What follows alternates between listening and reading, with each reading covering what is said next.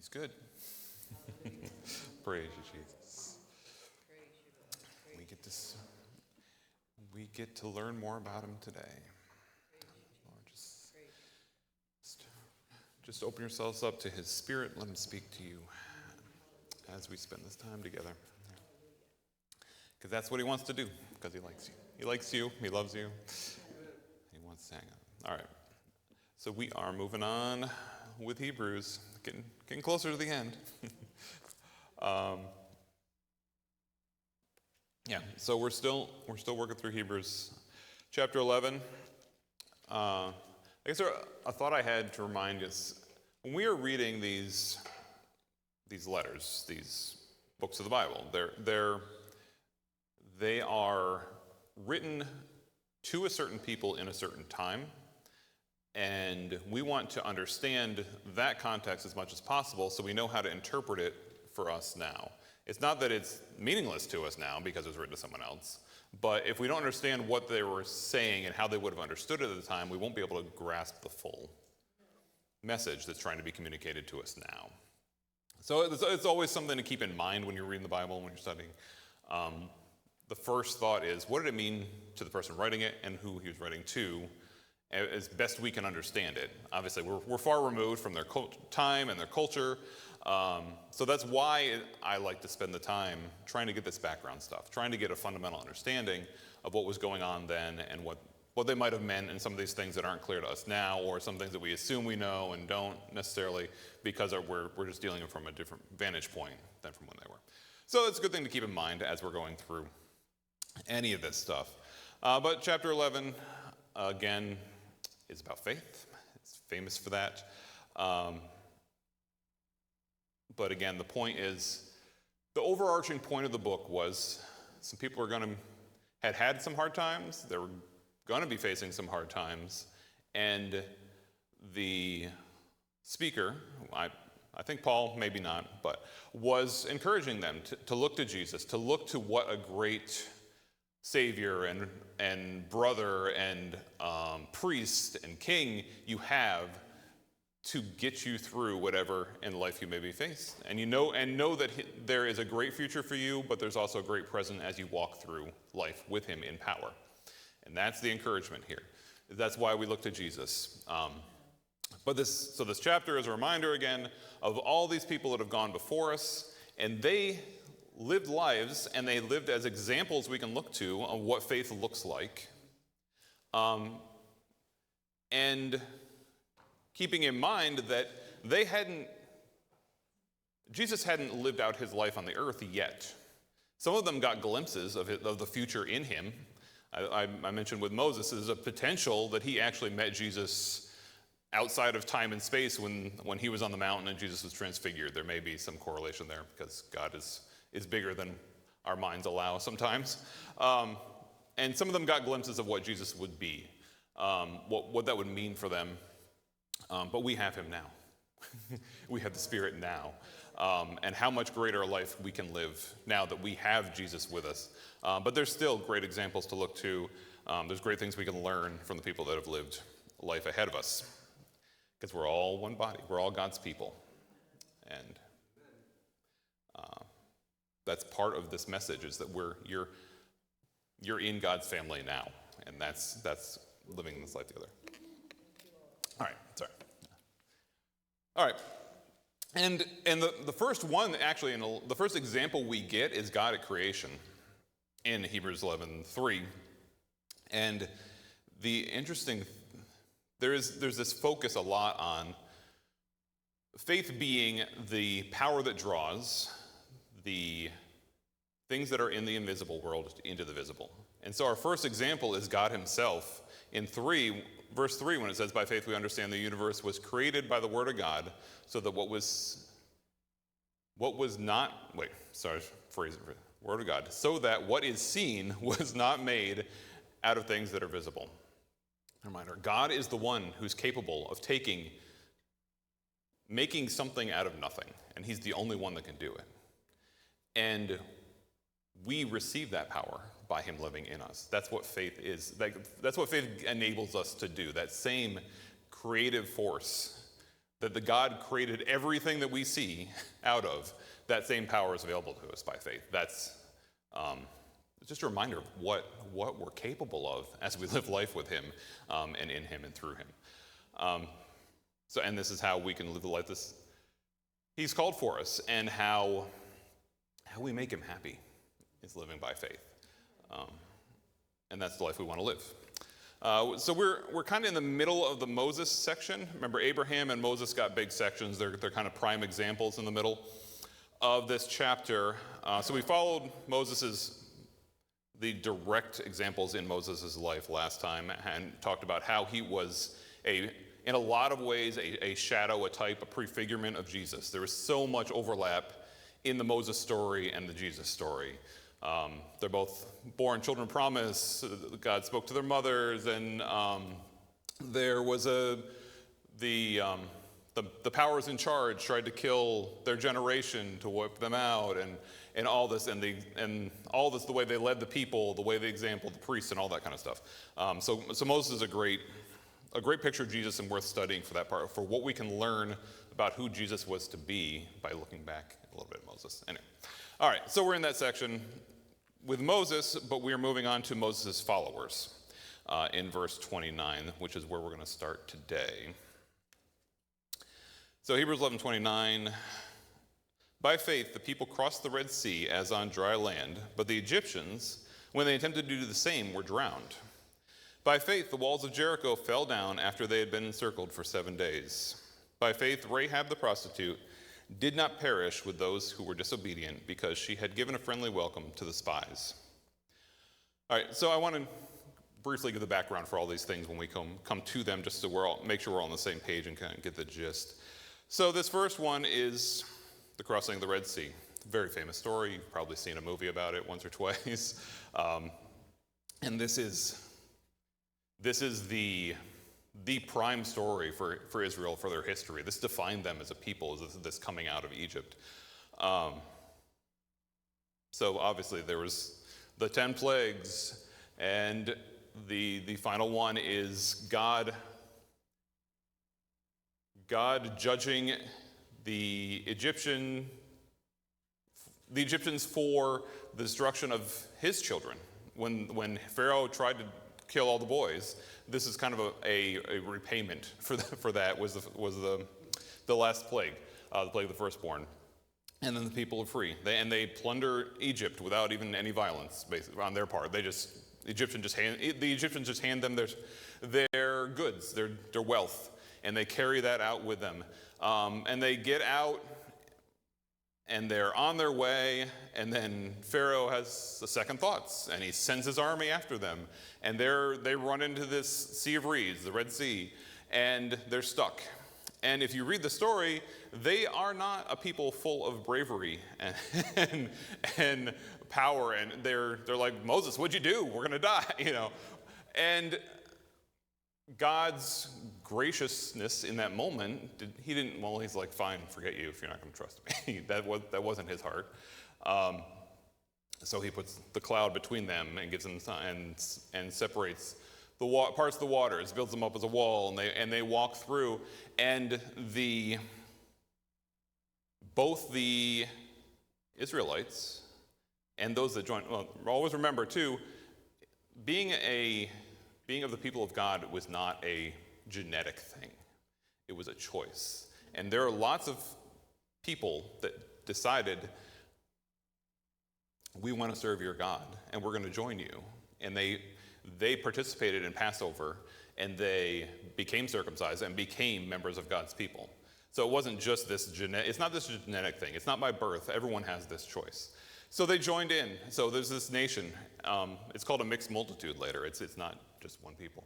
But they crossed the Red Sea, and the Egyptian crossed the Red Sea, but they both start out, but it goes differently for both of them. Because one is being obedient, as one is being defiant. God told the Egyptians to let them go. And the Egyptians went across after them anyway, and it ended in death. And so what can look like a good word, what can look like something true, if it's not true for you and your relationship with God and what he has for you, it's a dangerous thing to be involved with. But if it is true for you, there is, no matter how scary it looks, you could be walking around by a wall of water with an army chasing you, and you're perfectly safe because you're in God's grace and his perfect will for you by faith. So, again, this stretch of examples we're getting is problematic. These are not what we would pick as great examples of how to live out faith. This is the Israelite generation that wandered around the desert and none of them made it through. Like these are the people we're talking about. But yet, God holds them up as an example because in this moment, they walked in faith. They weren't generally faithful people. If we read their story, there's a lot of stuff they did wrong. And yet, we can hold up this moment as an example of what faith looks like. We don't want to live their lives. We don't want to follow their entire example, but the fact that God can look at people who were such whiners and complainers and disobedient and fighting and just the whole way through, and God can be like, yet here, I'm going to use you an example of what faith looks like, should give us hope and should give us confidence with God to know he's not there to beat you up. He's not there to find whatever you're doing wrong. He's not there to catch you doing the wrong thing at any moment in time. He's there to hope, to build hope, to build encouragement, and that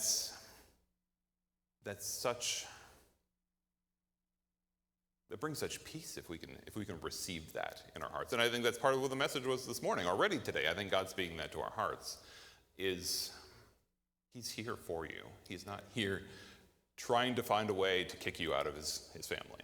He's here to draw you in with every means he has. And just take that in your heart today. And I think that's going to be reinforced as we continue to go through this. Verse 30, we get to this story, we get to Joshua leading the people to Jericho. And if you didn't know, Joshua and Jesus are the same name. It's just the Hebrew and Greek version of the same name. Joshua is a great example of one who leads his people into the promise. And that's again a great thing to look to. So they wander around the desert. That generation that we were just talking about, they failed. they had an opportunity to go straight in the promised land. They backed out of fear. They had a chance to be at Sinai. They had a chance to directly connect with God, and the entire nation would have been priests. In that they could commune directly with God, and they were afraid and backed out. And so they had to end up with a priest class that would go between them and God. They grumbled, they complained, there's so many things they did wrong, and in the end, they were not able to enter the promised land because of that, because they held themselves back.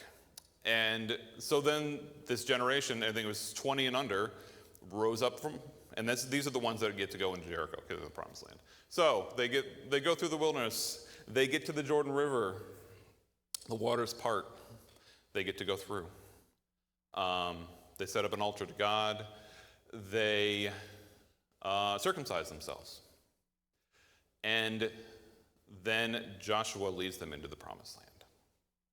So again, that's a great picture of Jesus in the baptism of going through the Jordan and the circumcision of the heart. That's like us too. The baptism and communion with God is this picture of us entering into this new promised land and this new life with him. And so they come to Jericho, and God tells them, I'm gonna win this. I'm gonna conquer this city for you. You don't do anything. You just need to obey me and worship me, basically. They march around the city 7 times. or 7 days, 6 days in a row. On the seventh day, they march around 7 times. Priests blow trumpets. They all shout. The walls fall down.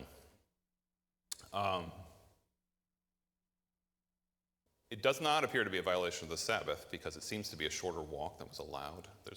This came up as a conversation because one of these days would have been the Sabbath day and they weren't supposed to work on there. So I did a little research. I think we're okay on that. It doesn't appear, and there's also the fact that if God gives a direct command at this time, it overrides the Sabbath. So there's both of those things. It seems like we're good. We're good there in case anyone ever wondered that. But anyway, that's an aside. So again, we don't hear about their feelings in any of these stories. We get some fear nots when an angel shows up or things like that. We hear fear when like an army is being conquered and runs away. But when these moments of faith come up, it's very, very rare for the feelings of the person mentioned. What's mentioned is what did they do? They were faced with something, and what action did they take? And that action is how God seems to interpret whether they were in faith or not, is what are you going to do when you're faced with these moments? And so they obeyed. They marched around. We don't know whether they thought that was stupid or not. Some of them may have, some of them may not. You would hope they were all excited and invigorated by this new journey and getting across the Jordan and all that. But we don't know. But we know that they obeyed, and God worked with that, and that's how the city was conquered.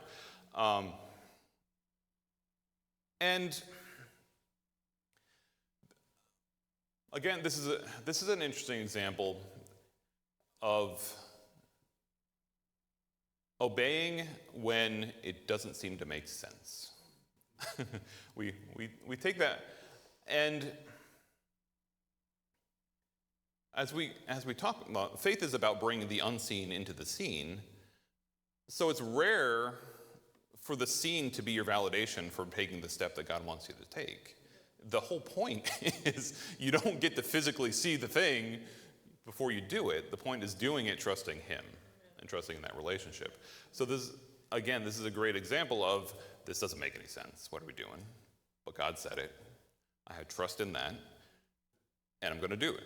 And that's where the victory comes. It's we can't be assured about anything when it comes down to it other than in Him.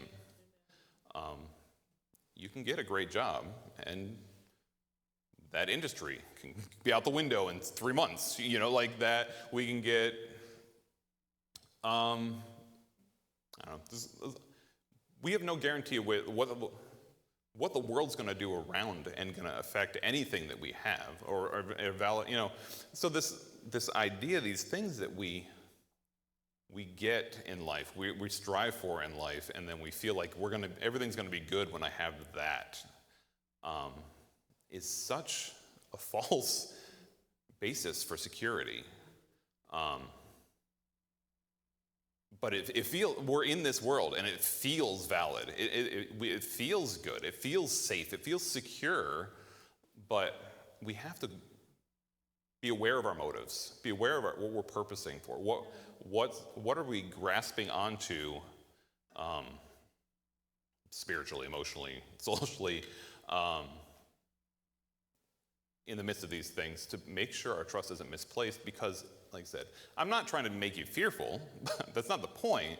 The point is misplaced trust, and that's what we got to guard ourselves in these things.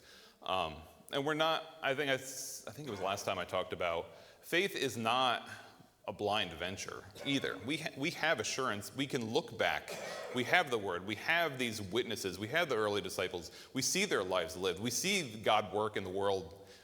I think probably everyone here, I would hope, has some example of I saw God work in my life in this way, and you can't convince me otherwise. Like, I know God raised my father. I know, like, there's things that we can look back to. They're not our basis of faith is our connection with Him and our relationship with Him. But we get assurances. We get glimpses of of things through what we see happening in this world around us. So our faith is not blind, but sometimes we have to take steps that kind of feel like it, to be truly in obedience to him.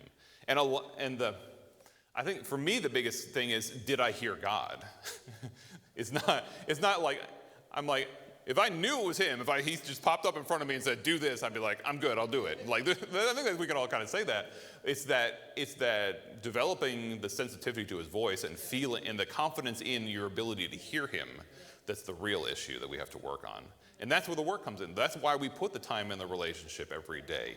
That's why we spend these moments with him, not because we're going to necessarily get something grand in the 5 minutes that we spend praying, but we're building that relationship. We're building the confidence in our connection, and that's our. It's not our base. In a sense, it's our basis of faith. It's encouraging us in the faith, but it gives us confidence in that we're taking the right direction, that we're following his voice, and that's what we have to. That's where the energy and focus, I think, largely comes from. That's how we live out this life with him. That's what we're looking for. We don't get most of the time how people heard what he tells them to do in the Bible too, which is frustrating. I mean, I'm saying these things because it's really frustrating for me on some level, because I really want to have that, super obvious way of speaking. So I really know, but like it's like, and Moses heard God say. I mean, sometimes it's like with Joshua, an army, the commander of the army of the Lord shows up for them the night before. But it doesn't say that he's the one that told him to do the march around the city thing. It just says God told him to do that. So they have these moments, but again, it's about our developing that relationship, developing that, understanding his voice and how you hear him. It's hard for me to say tell you how you should hear God. It doesn't work that way. We have to cultivate that relationship for each of ourselves. And all that was not what I was going to say, but I think it's good. So let's go with it. So again, Israel brought God's unseen power directly into the natural by faith. We don't need to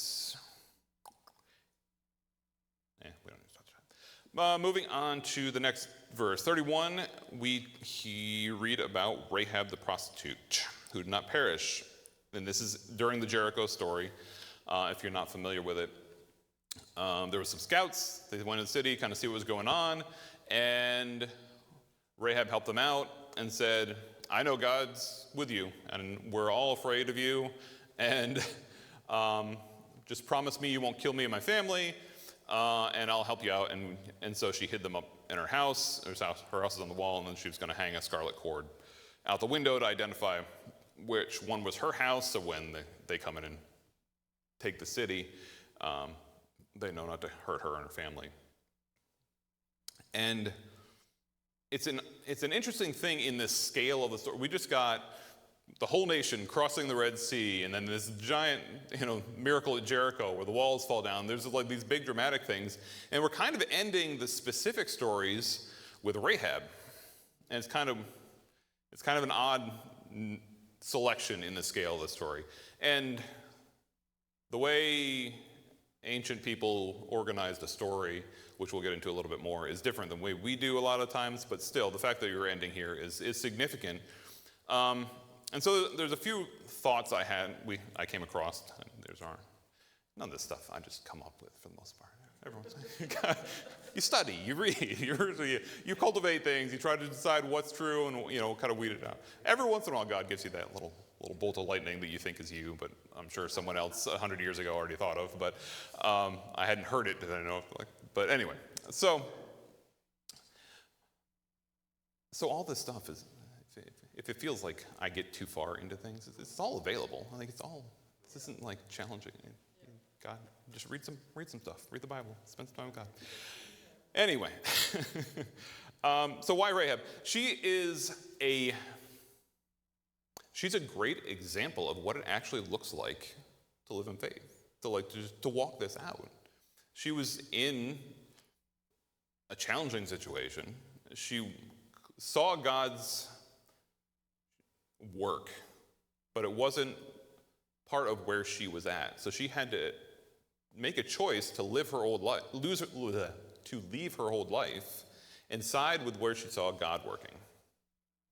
And I'm sure there was a lot of family and friend ties and things like that that would have made it a struggle to make this choice to, like, I'm going to abandon so it's my people and make this choice. There's a lot of, there would have been just a lot of pressure all around this whole thing. But in the moment, she knew the right thing to do. She saw God working, and she trusted him in the midst of it. And she's not one of the God's people at that point. She's a Canaanite. She's a prostitute. Again, you don't have to be a special person to come into God's kingdom. There's nothing about you that makes you more or less likely to be one of God's people. It's your choice. It's not about money. It's not about intelligence. It's not about ethnicity. It's about nothing. There's nothing here. God made it a way to come to him that anyone can access at any level. And so this is a picture of the Gentiles being brought into God's kingdom through the blood. The red cord signifies the blood. And so this is a picture of the blood of Jesus opening the path to the world to come into his family. And she received life and salvation through faith because she identified with the people of God and practiced loving hospitality and care for those who were, they were vulnerable. They were spies. They were not protected. There were a couple guys in a foreign city, and she cared for them, and that's God's heart. And so I think she's a really good, I think she's put here because she's a really good picture of like a small scale picture of what an everyday person making the choices to walk in faith, to make the right, and she ends up in Jesus' bloodline. Like, she's part of the path of the Messiah because she made these choices and brought her family to him. So I think that's a good reason for her to be in there. All right, so the next stretch, verse 32. Right, this is still text, yeah. And what more shall I say? For time would fail me to tell of Gideon, Barak, Samson, Jephthah, David, and Samuel and the prophets, who through faith conquered kingdoms, enforced justice, obtained promises, stopped the mouths of lions, quenched the power of fire, escaped the edge of the sword, were made strong out of weakness, became mighty in war, put foreign armies to flight. Women received back their dead by resurrection. So, again, this is probably more a speech than a written out letter, just by the format. So but it's kind of the scale. He's like building momentum as he tells this. But it's important to understand, I think, these stories. So it's worth kind of going over each one of these. But the way he's kind of doing this grouping and rushing through the implication is there's more people than we can count that have trusted God. There are that have lived by faith, and you're part of a great big group of people. It's not just when you're faced with these challenging times. Know that there isn't just a couple of you that did this. You're part of a great group of a family of God's people. But this list gets even more, I think, challenging to find why they're in there. There's an interesting quote. I don't know who Hudson Taylor is.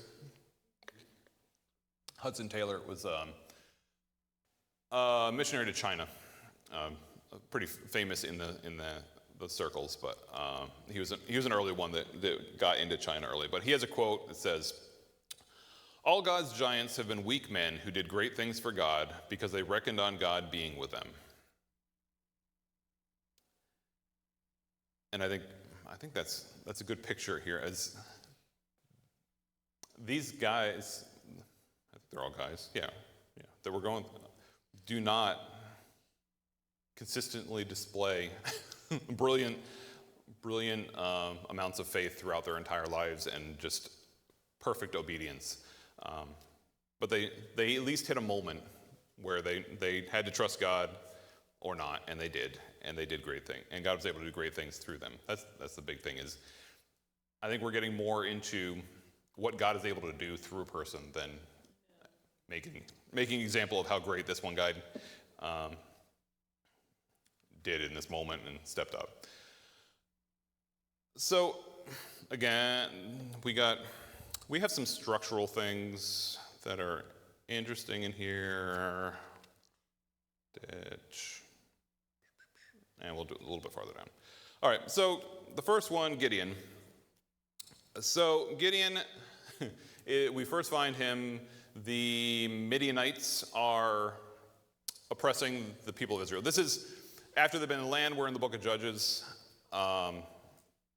They have conquered the land. They've all spread out. Well, they mostly conquered the land. They're all living throughout the land of Israel, land of Canaan. They've gone in.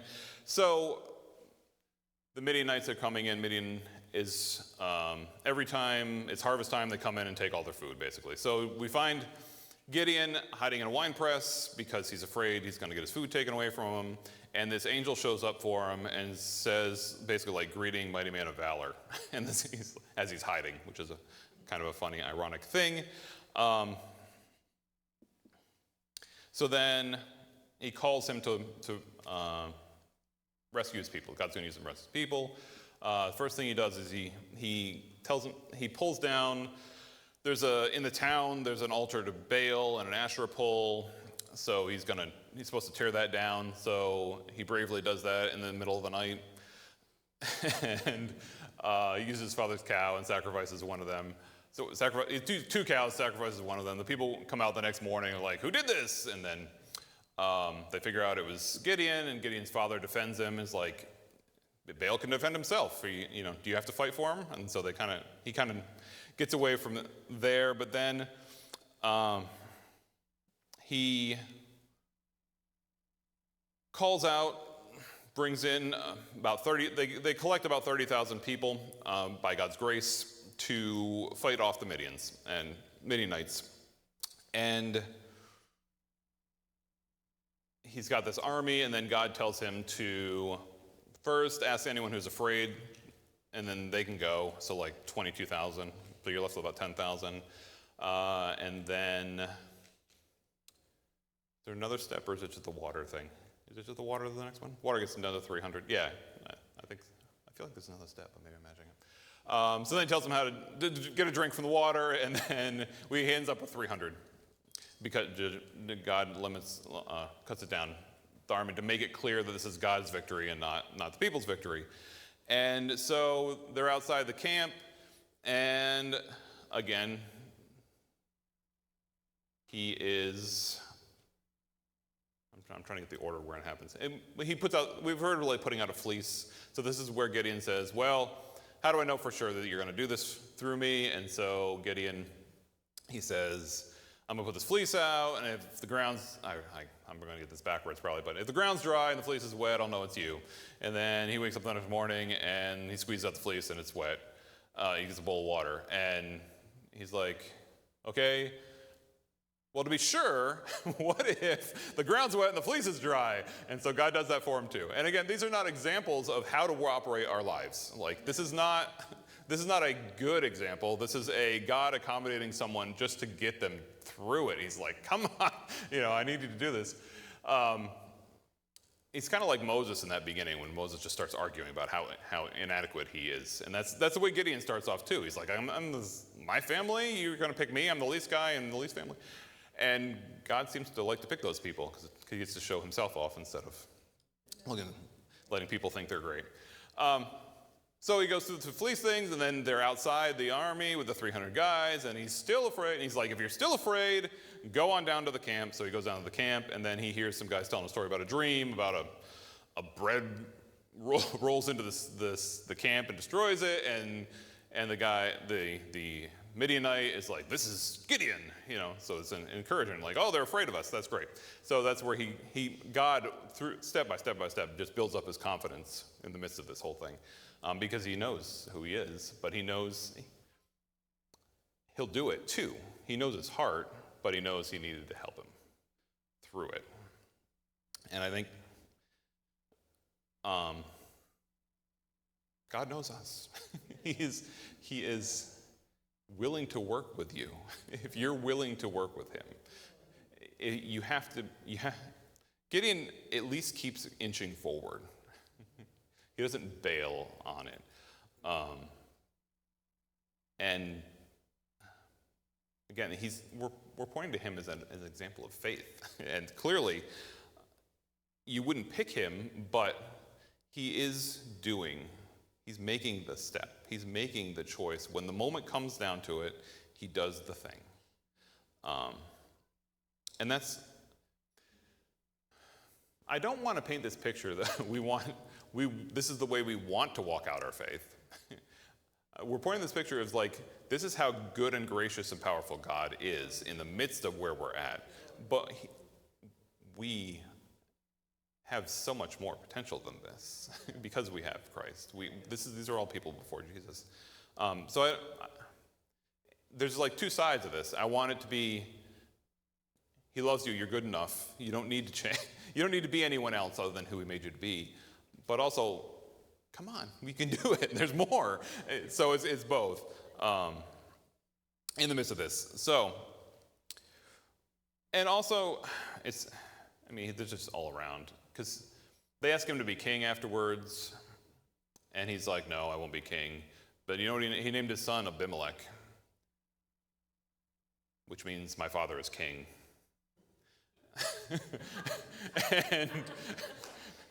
and he takes all these golden earrings, because the guys that defeated had golden earrings, and he makes a golden ephod thing, and they worship that. So like, just all around, there's so much with these guys that are like, they're not really getting it. They're almost, but we can still point to these examples that we're given. And God, like I said, God has some rose-colored glasses when he looks at you.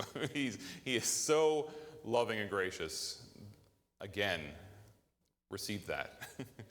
But take it as encouragement to push on more with him, not to accept yourself where you're at. Does that make sense? Okay.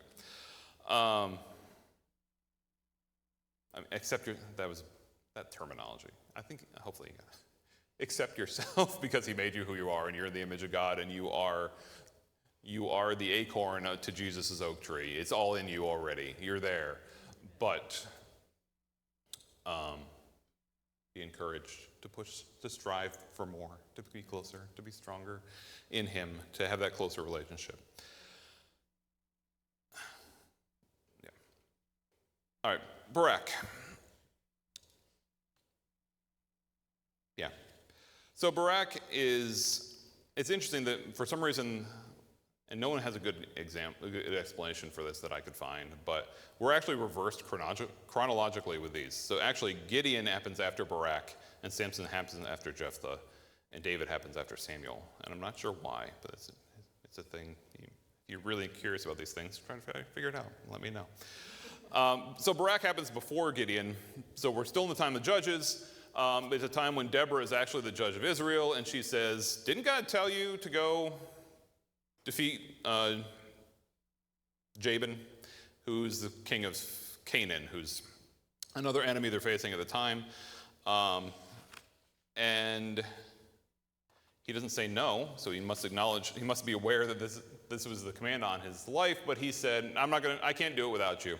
You need to come along with me. And so then Deborah says, okay, I'll come along with you, but you're going to lose glory, basically, in it, because a woman's going to defeat Sisera is actually the general, defeat Sisera for you, or instead of you.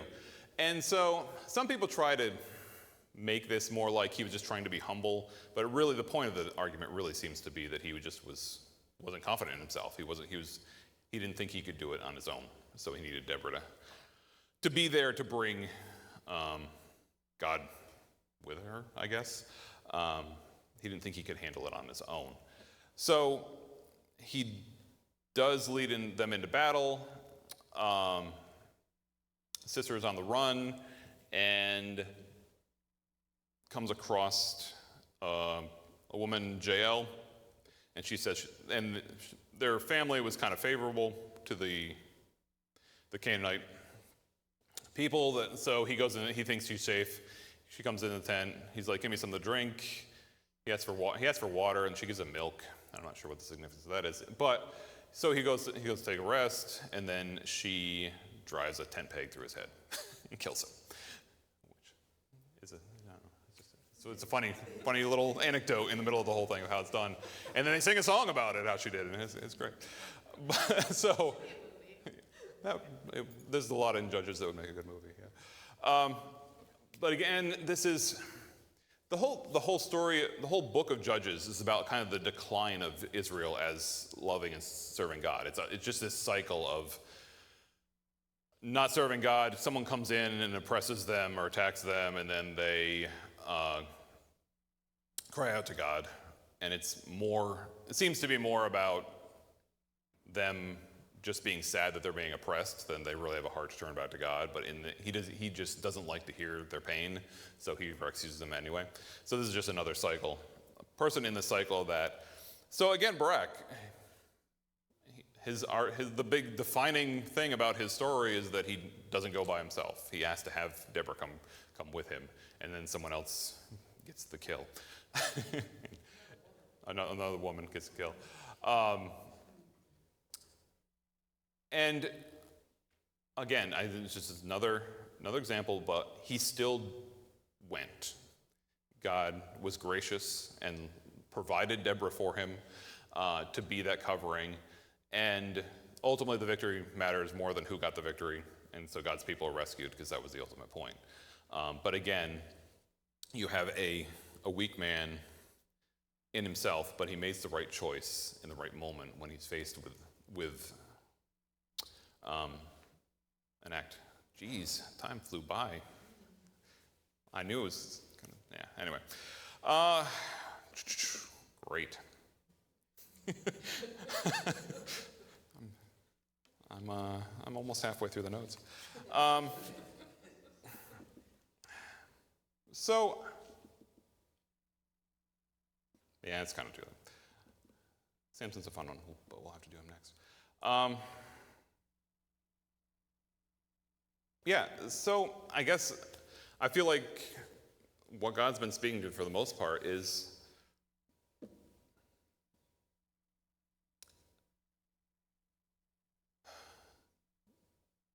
that you can do it. He can do it through you. Be encouraged that there is nothing too big that God cannot do through you. And you are not